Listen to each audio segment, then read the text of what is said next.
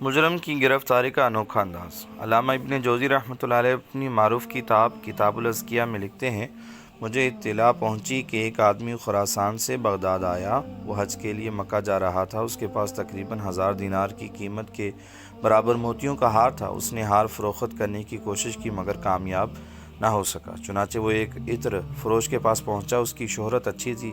اس کے پاس اپنا موتیوں کا ہار امانت رکھ دیا اور حج کے لیے روانہ ہو گیا۔ حج سے واپس آیا تو اس نے عطر فروش کے لیے تحفے تحائف خریدے اور اس کی خدمت میں پہنچ کر پیش کیا اور اپنے ہار کا تقاضا بھی کیا۔ عطار کہنے لگا، تو کون ہے اور کہاں سے آیا ہے؟ خراسانی حاجی کہنے لگا، میں اس ہار کا مالک ہوں جسے میں نے حج پر جاتے ہوئے آپ کے پاس بطور امانت رکھا تھا۔ عطار نے حاجی کی بات پر کوئی دھیان نہیں دیا، اسے بری طرح دھکے مار کر دکان سے نکال دیا اور کہنے لگا، تو مجھ پر بہتان تراشی کر رہا ہے۔ خراسانی نے شور مچایا۔ ان کا جھگڑا دیکھ کر لوگ جمع ہو گئے۔ حاضرین حاجی سے کہنے لگے، تم عطار کے بارے میں یہ کیسے غلط سلط باتیں کر رہے ہو؟ یہ تو علاقے کا نہایت اچھا اور مشہور آدمی ہے، بھلا یہ تمہارے ساتھ ایسا دھوکہ کیسے کر سکتا ہے؟ لوگوں کی زبانی عطار کے بارے میں یہ کلمات سن کر حاجی کو حیرت ہوئی۔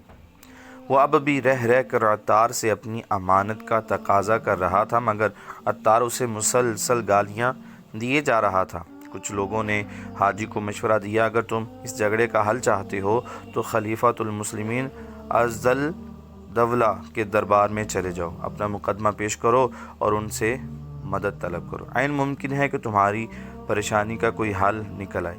حاجی نے لوگوں کے مشورے کے مطابق اپنی پوری داستانی کاغذ پر لکھ لی اور اسے ایک لمبی لکڑی پر لٹکا کر عز-الدولہ کے دربار جا پہنچا۔ اسے دیکھتے ہی عز-الدولہ نے قریب بلوایا اور پوچھا، تمہارا کیا مسئلہ ہے؟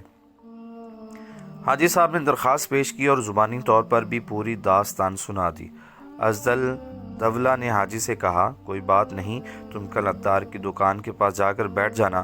اگر عطار تمہیں اپنی دکان کے پاس بیٹھنے سے روکے تب بھی اس سے کوئی احتجاج یا جھگڑا کرنے کی ضرورت نہیں۔ ایسی صورت میں سامنے کی کسی دکان کے پاس جا بیٹھنا، صبح سے مغرب تک چپ چاپ بیٹھے رہنا، اس سلسلے میں کسی سے کوئی بات بھی کرنے کی کوئی ضرورت نہیں، کیونکہ 3 دن تک اسی طرح کرنا جس طرح میں تمہیں بتا رہا ہوں۔ چوتھے روز میرا وہاں سے گزر ہوگا تو میں تمہارے پاس چند لمحے کھڑا ہوؤں گا اور تمہیں سلام کروں گا۔ اس موقع پر تم اپنی جگہ سے کھڑے نہ ہونا، نہ ہی میرے سلام کے جواب سے زیادہ کوئی بات کرنا۔ جب میں وہاں سے گزر جاؤں گا تو عطار کے پاس جانا اور اپنے ہار کا تقاضا کرنا۔ اب کی بار وہ تم سے جو کچھ بھی کہے مجھے آ کر بتانا، اور اگر وہ ہار واپس کر دے تب بھی میرے پاس آنا اور مجھے مطلع کرنا۔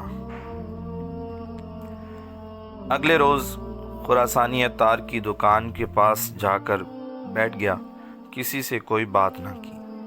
خلیفہ جو تھا اس کی ہدایت کے مطابق وہ متواتر 3 دن بیٹھا رہا۔ چوتھے دن عز-الدولہ اپنی عظیم الشان سواری پر لاؤ لشکر کے ساتھ وہاں سے گزرا تو خراسانی کو دیکھا تو سواری روک لی اور پکار کر کہا، خراسانی بھائی السلام علیکم۔ خراسانی بدستور بیٹھا رہا اور صرف وعلیکم السلام کہہ کر چپ ہو گیا۔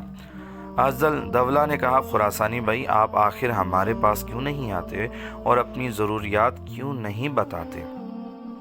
عز-الدولہ نے انتہائی اصرار کے ساتھ اس سے اس کی ضروریات پوچھی مگر اس نے کوئی بات نہ کی۔ اسی دوران عز-الدولہ کا پورا لشکر بھی وہاں کھڑا رہا۔ ادھر عطار کی حالت خراب ہو گئی، مارے دہشت کے اس پر غشی طاری ہونے لگی۔ عز-الدولہ وہاں سے چلا گیا تو عطار فوراً حاجی کے قریب آیا اور کہنے لگا، تیرا ستیہ ناس ہو، تو نے اپنا ہار میرے پاس کب اور کس چیز میں بطور امانت رکھا تھا؟ ذرا اس کی نشاندہی تو بتاؤ، شاید مجھے یاد آ جائے۔ حاجی نے اسے نشانیاں بتائیں۔ وہ تھیلی اس شکل کی تھی اور رنگ ایسا تھا۔ عطار دکان کے اندر گیا اور اس کا ہار لا کر دیتے ہوئے کہنے لگا، اگر تو مجھے نشانیاں نہ بتاتا تو شاید مجھے یہ ہار نہیں مل سکتا تھا۔ حاجی نے ہار لے لیا اور اپنے دل میں کہنے لگا بھلا اب مجھے ازدل دولہ کے دربار میں حاضر ہونے کا کیا فائدہ، مجھے تو میرا ہار تو مل ہی گیا ہے۔ پھر خیال آیا کہ خلیفہ نے مجھے حکم دیا تھا کہ میں ہار ملنے کے بعد اس سے ضرور ملوں، ہو سکتا ہے کہ اسے مجھ سے کوئی کام ہو یا وہ مجھ سے ہار خرید لے۔ چنانچہ وہ ہار لے کر ازدل دولہ کے دربار میں حاضر ہوا۔ ازدل دولہ نے خراسانی کو دیکھا تو ایک سپاہی کو حکم دیا کہ اس عطار کو گرفتار کر کے فوراً دربار میں پیش کرو۔ تھوڑی دیر کے بعد عطار وہاں موجود تھا۔ خلیفہ کے حکم نے دیا کہ اس بدبخت نے خیانت کی ہے، اس کی سزا یہ ہے کہ ہار اس کے گلے میں ڈال دیا جائے، پھر اس دکان کے سامنے اسے پھانسی دے دی جائے تاکہ یہ عبرت کا نشان بن جائے۔ چنانچہ خراسانی سے ہار لے کر اسے عطار کی گردن میں ڈالا گیا اور اسے سر بازار پھانسی دے دی گئی، اور پھر یہ اعلان کیا گیا امانت رکھ کر مکر جانے والے کی یہی سزا ہے۔ غروب آفتاب کے بعد دربار نے عطار کی گردن سے ہار نکالا اور حاجی کے حوالے کر دیا، اور اب کہا اب تم با اطمینان اپنے گھر جا سکتے ہو۔